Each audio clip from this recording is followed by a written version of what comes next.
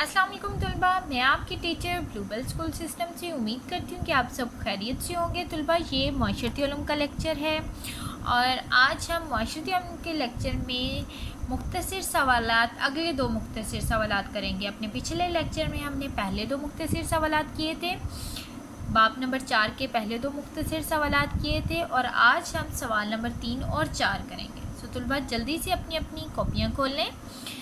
Copy के ऊपर सबसे पहले आप तारीख़ लिखें। आज तारीख़ है 16 सितंबर 2021। यहाँ आप लिखोगे जमात का काम और आज दिन है जुमेरात का।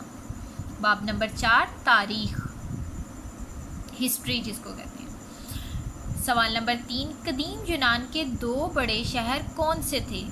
जवाब है इसका एथेंस और स्पार्टा कदीम यूनान के दो अहम शहर थे। ये दोनों अक्सर आपस में जंग करते रहते थे। बाज़ औक़ात ये यूनान को गैर मुल्की हमलावरों से बचाने के लिए मुत्तहिद मतलब इकट्ठे भी हो जाते थे। सवाल नंबर 4 है, कदीम यूनान के दो बड़े शहर एथेंस और स्पार्टा कैसे एक दूसरे से मुख्तलिफ थे?